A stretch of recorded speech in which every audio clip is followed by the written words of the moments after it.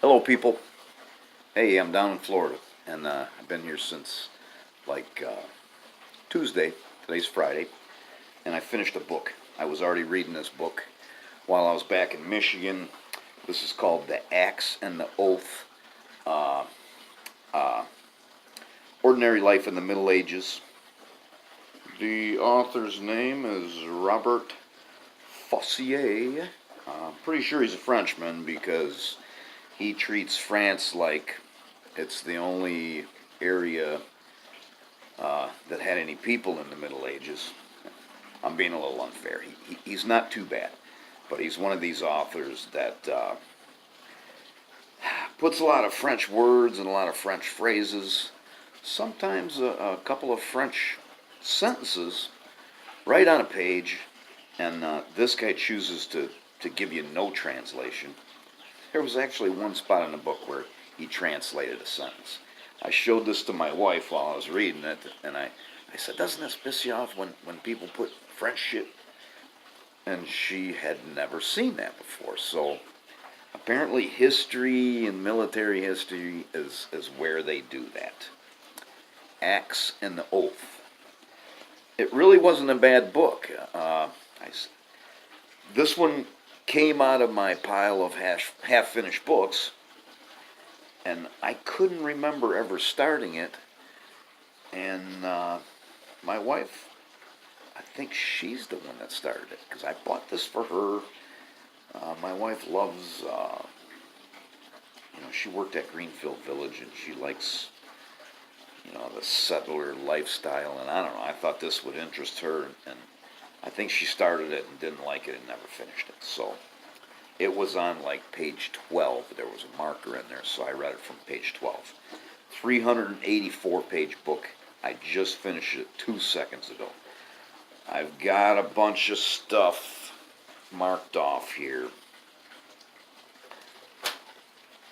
A lot of historians, I think, are not religious people. And it was very hard to tell whether this guy was religious or not. He doesn't have a high opinion of humanity. I know that. So if he is religious, he's not towing the line. And I've got something here. Read first paragraph.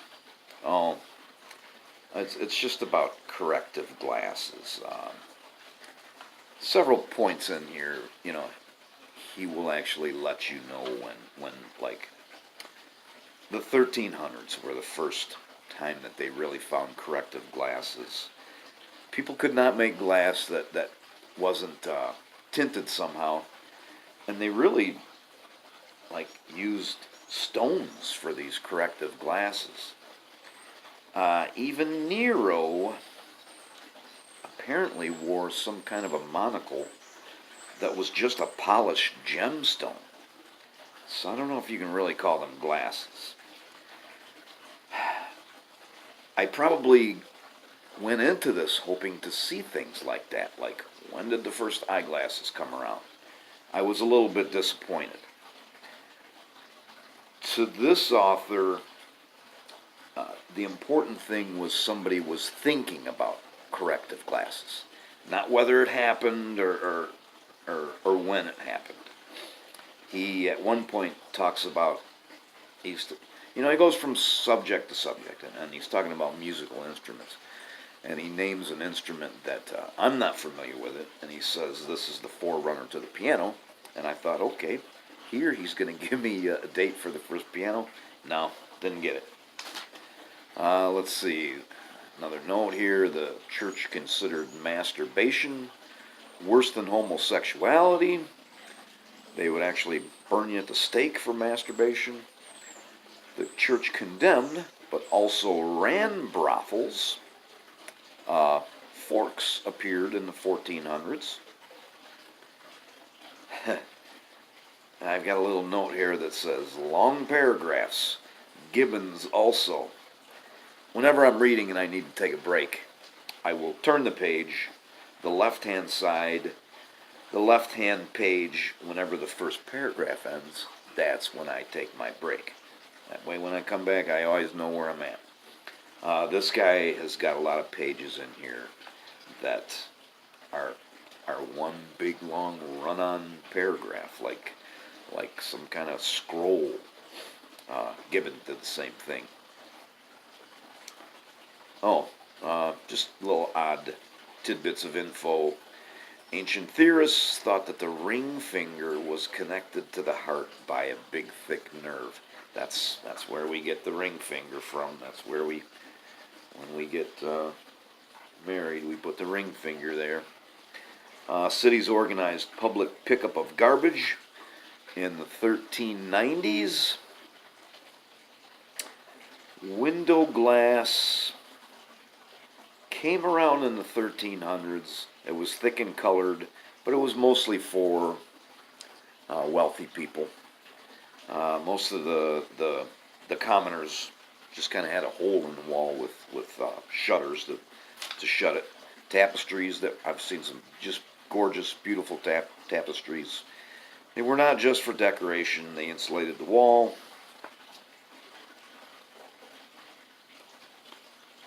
Okay. I'm supposed to read something here.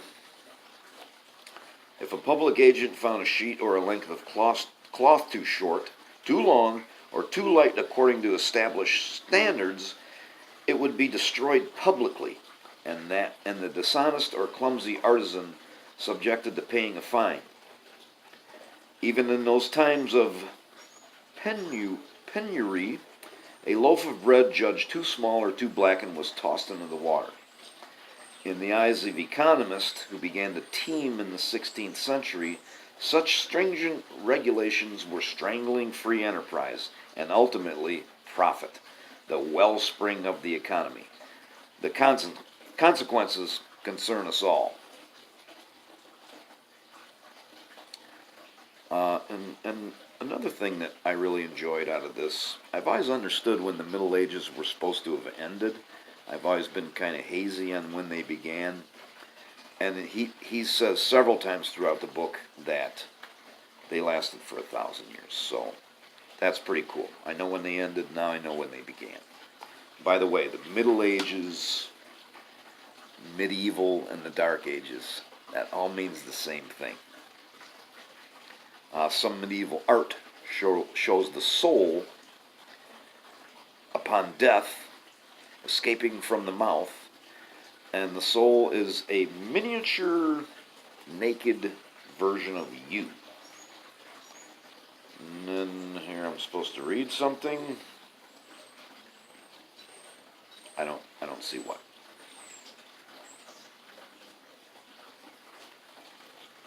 Oh. He goes on and on about the animals that these people encountered. And of course he talks about dogs and cats. And I don't think this guy liked cats, because several places in the book he says that the cat does nothing for humans. He goes out of his way to show that when you accidentally killed a dog or a horse, you were subject to a fine. Well, if you accidentally killed a cat, nothing happened. But he's wrong. The cat came around because we like to eat grain, and mice like to eat grain. So the cat was eating the mice, and we kept them around for that. I mean, that's why they used them on ships and everything. There are unfinished thoughts throughout this book. And yeah, he talks here just a little bit about, the end is nigh in Constantinople, and still all these people are sitting around trying to figure out whether angels are male or female, and whether angels have genitalia. That's what they're doing while the Mehmed II is bombarding the walls. And then he never goes on to tell you what they came up with. Whether they came up with, what was the answer? Apparently the answer is not important. It's just that they were thinking about that. That's what's important. Let's see where this is, because not only does he not like cats, but he apparently doesn't like the United States of America. Not that there's any reason to mention the United States of America in a book about the Middle Ages. There really isn't. But this is what he says. He hates America so much he won't even say the name. For us, a liter, an hour, or a kilometer are givens that are beyond discussion, and the whole world has rallied behind them, although not without some difficulties. As is known, only the British Isles and some territories that they once dominated have remained faithful to an obscure, archaic, and confusing system inherited from the Middle Ages, for reasons that are not important here. So, yeah, he won't say that, he will not print the word America. We are a region that the British Isles once dominated. That's what we are. I've got no more notes. I read like the last 100 pages without making any more notes because I've got some real cool books here that I want to start on. I'm down here probably for a month, maybe a little bit more. It's beautiful weather today. I've been in the pool already, but now I'm free and clear. I can start another book. Thank you.